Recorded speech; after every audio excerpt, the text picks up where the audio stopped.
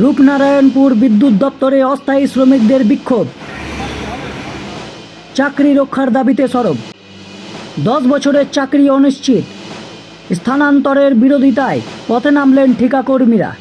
বিদ্যুৎ পরিষেবা বন্ধ হতে পারে। রূপনারায়ণপুরে আন্দোলনে উত্তেজনা। স্থানীয় চাকরি চায় বিদ্যুৎ দপ্তরের অস্থায়ী শ্রমিকরা। চুক্তি শেষ, নিশ্চয়তা শুরু।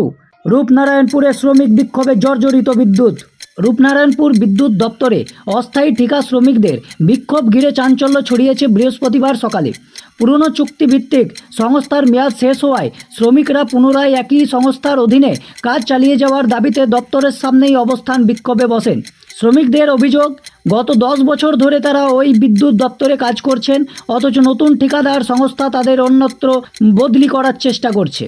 তারা জানিয়েছেন, রূপনারায়ণপুর ছেড়ে অন্যত্র যাওয়া সম্ভব নয়। তাই একটাই দাবি, একই স্থানে পুনরায় কাজের নিশ্চয়তা দিতে হবে। এই অবস্থায় বিদ্যুৎ পরিষেবা ব্যাহত হওয়ার আশঙ্কা থাকলেও দপ্তরের এক আধিকারিক জানিয়েছেন, আপাতত পরিষেবায় কোনো সমস্যা দেখা যায়নি। দাবি দেওয়া উদ্বোধন কর্তৃপক্ষের কাছে পাঠানো হয়েছে বলেও জানান তিনি।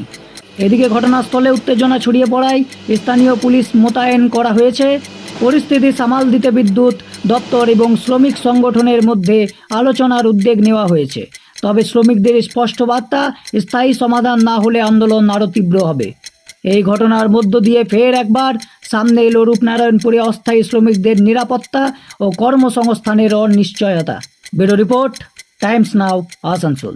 সার্ভিস বন্ধ নয়, অ্যাকচুয়ালি হয়েছে কি, ওদের যে কন্ট্রাক্টুয়াল ছিল, ওদের যে কোম্পানি ছিল, সেই কোম্পানির কন্ট্রাক্টুয়াল শেষ হয়ে গেছে। ঠিক আছে, এখন নতুন কোনো কন্ট্রাক্ট আসার কথা, তো ওই জন্য নতুন ছেলে এসে কাজ করে গেছে, তো ওদের ওটাই দাবি।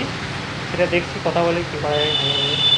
আপাতত তাদের তো দাবি রয়েছে, তারা বক্তব্য দিয়েছেন ব্রেকডাউন হলে আমরা যতক্ষণ সেই জন্য ওদেরকে নিয়ে মিটিংয়ে বসছি, দেখি কী করা যায়। ঠিক আছে, কী মনে হচ্ছে, কতটা কী মানে যদি কোনো কারণে ব্রেকডাউন হয়েছে সেটা দেখছি, সেটা কথা বলছি এবং আমরা হায়ার অথরিটির সাথেও কাছে আছি, দেখছি কী করা যায়, কীভাবে সলিউশনে আনা যায় সেটা আমরা দেখে নিচ্ছি। আমার একটাই প্রশ্ন, যদি কোনো ক্ষেত্রে ব্রেকডাউন হয় তাহলে সেক্ষেত্রে কি সার্ভিস মানুষ পাবে? হ্যাঁ, মানুষ পাবে। তো আমি লোক এসছে, আমাদের কাজ করার জন্য লোক এসছে। অন্যান্য যে টিম আছে সেই টিমে আমি ডেকেছি রকেট কল অ্যাটেন্ড করার জন্য। মানে অন্য দপ্তর থেকে আনা হচ্ছে তাদেরকে? না, আমাদের বিদ্যুৎ দপ্তরে মানে যারা লাইনে কাজ করে, আমাদের যারা মেনটেন্যান্স স্কিল লেবার আছে, তারাই এসছে, তারা কাজ করার জন্য। তাদেরকে রকেট কলগুলো আমরা ফরওয়ার্ড করছি, ওরা অলরেডি গেছে, রকেট কল অ্যাটেন্ড করছি। অন্য টিম দিয়ে কাজ হয়। নিয়ে এসছেন, কোথাও ব্রেকডাউন হলে কি সমস্যার সমাধান হবে? সেটা আমরা বলতে পারছি না, সেটা অফিস বলবে। অফিস যদি অর্ডার দেয় তাহলে যাবো। আজকে আসার কারণ কি? আজ কারণ আমরা শুনতে পেলাম যে আমাদের কোম্পানি চলে গেছে, অন্য নতুন কোম্পানি আসছে। তো সেখানে আমাদের দাবি আছে আমরা এখানে কাজ করবো, আমাদের এটা আমরা অন্য জায়গায় কোথাও যাবো। তো সেই কোম্পানি কি আপনাদের রাখতে চাইছে? সেটা যেগুলো রাখতে চাইবে, কিন্তু আমাদের কোম্পানির অবজেকশন দিলে সে আমরা। কতদিন ধরে কাজ করছেন এখানে? আমি 10 বছর ধরে কাজ করছি, কেউ 12 বছর, কেউ 13 বছর, কেউ 6 বছর আছে। তো আজকে তো আপনারা সবাই চলে এসছে, কোথাও যদি ব্রেকডাউন হয় বা বিদ্যুতের ঘাটতি হয় সেক্ষেত্রে কীভাবে সমাধান হবে? সেটা তো আমাদের কোনো নেই, সমস্যা নেই।